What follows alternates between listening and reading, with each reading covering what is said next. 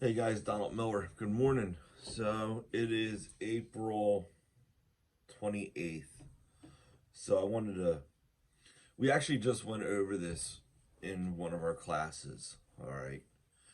And it has to do with setting the day up for you. All right. Don't have your day be like a job where you wake up and you go to work and you clock in, you get into that I don't know, you get into that rhythm, but it's a really crappy rhythm if you don't set your day up. All right. And what do I mean by that? And I'm gonna go based on me because I had to set up the day, and this is the one thing that's most powerful is that it's for you. It's not for anyone else. It doesn't matter what other people are doing on the job. This all comes down to you and what you need to have a good day. So, with myself, I don't like rush hour traffic. So, if my job starts at 7:30 or 8 or 8:30, I'm not going to enjoy my ride into work. It's just not going to happen. So what I would do, I would go to Home Depot before the job. So that would put me in the area around 6:45. So that means I'm leaving even earlier. So I'm beating a lot of that traffic. And I realized the earlier I would leave for work, the more enjoyable my morning commute would be. And I just don't like morning traffic. It doesn't help with me. So to the benefit of my guys, I would leave early and I would be in a better mood whenever. I didn't mind if I was on the job 45 minutes before the guys got there. It would give me an opportunity to investigate the job, see what's going on, see whose skill set can go where, so everyone is correctly positioned. All right. And that's just a matter of that goes into sleep habits. That goes into, am I bringing my lunch every day? All these things I'm consciously taking action at home because I want my day to go better. I want to be in a better mood all day long. If I'm going to be on a job, regardless if I like that job or not, I want that job to go in my favor, and whatever I have to do to get me there, that's that's your that's what's powerful. That's where you can really set yourself up to excel in this trade by setting your day up correctly. All right. And one of the the steps I took was my boots. Your boots can either have you walking on clouds all day long or walking on flat concrete and your feet hurt. And I picked that up early in probably my mid 20s. All right. And the moment I bought a pair, a boot that was situated for my line of work, so there's boots that are made for concrete, there's boots that are made for wood, depending on what you're walking all day long. You can buy a boot that suits whatever you do.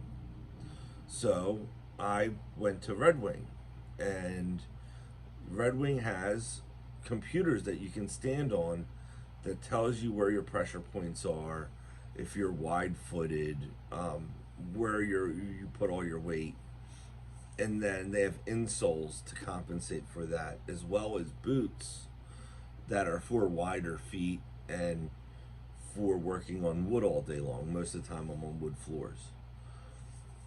And I think altogether, I ended up spending $350 between the boot, the insole, Kevlar laces, and the reason I'm spending $350 is because how important a boot is. How you're working all day long, you're up, you're down, you're up steps, down steps.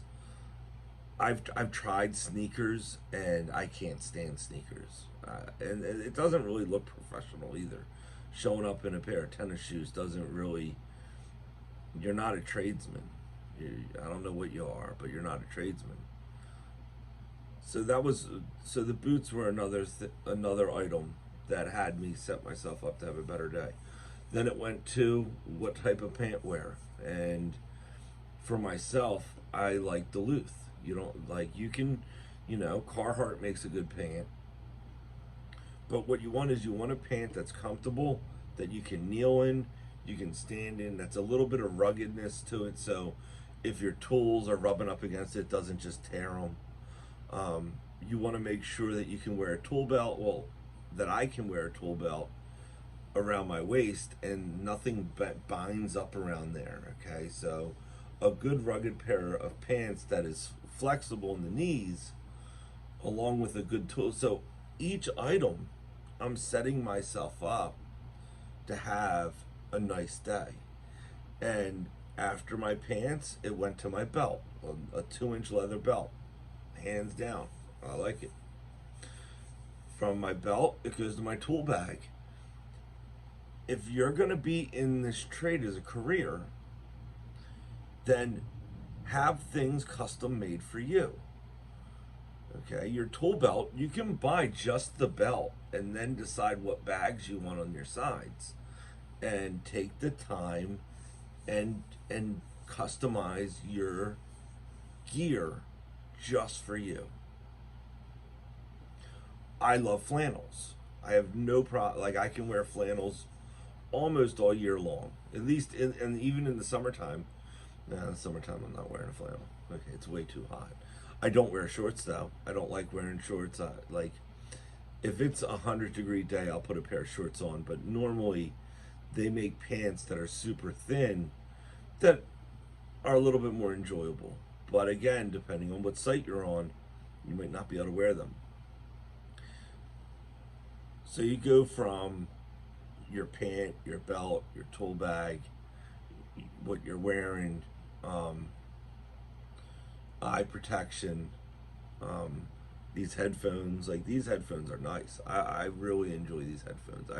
I've tried the earpieces and I've tried the inserts, and DeWalt just makes a decent headphone that I can use, and I can have my phone on somewhere away from me. I don't like having my phone on me. It's not, I don't know. If I could put my phone in the truck and work all day long, it would be amazing. Because when you get into a good work habit and you're enjoying your day, you have some tunes going and you get into a nice rhythm, the last thing I want to do is stop to look at my phone.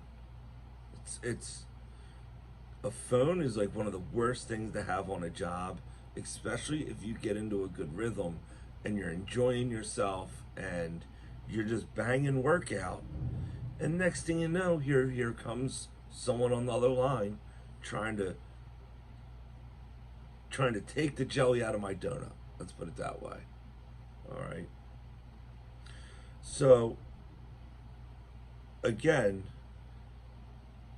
it's all about setting the day up for you to really to kill the trade, just to kill it, just to have one of those great days, and you start having more really decent days lined up, and you start realizing that you are changing as a person, and that's a tradesman growing inside of you. All right.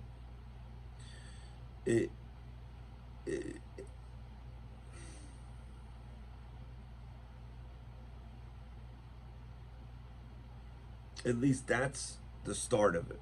All right. Your morals and your ethics are going to grow from there.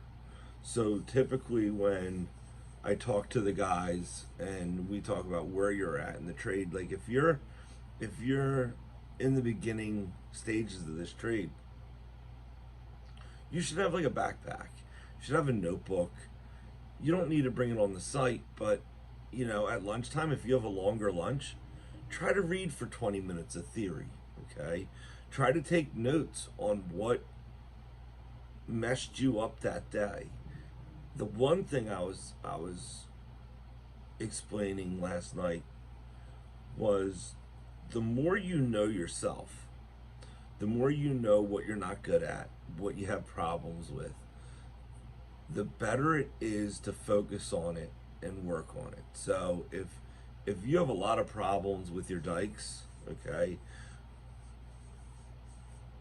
you can take notes on what you want to accomplish there. What are your problems? Um, if you're having problems with, devicing out, what are you having issues with? All right, do you need a pair of gloves? I love wearing a pair of gloves. I don't understand guys that don't wear gloves, especially when you're cutting out. Like the gloves save my hands all day long. So when I reach into switch boxes and all the copper's cut in there, if you don't have a pair of gloves on, the back of your hands just get gnarly. So with a pair of gloves, it doesn't matter what's around the back. Like they can be rubbing up against your hands all day long. They're not going to cut you. And that's what sold me on gloves almost instantly. Same thing when you're drilling and if you're fishing, having a pair of gloves, you can put your hands into almost anything and it's not going to tear you up too much. All right. So all these little items are about knowing yourself and changing little things just to make your day go easier. Because if your day's going easier, you're going to learn more. And if you're learning more, you're going to become a better tradesman. It's that simple. And these are the little things that you can do that don't involve talking to anyone else. This is everything to do with what are you doing on the weekend? What are you doing to gear yourself up to become a tradesman? The more things that you do that are on your side, that are in your wheelhouse, the better it's going to be for you.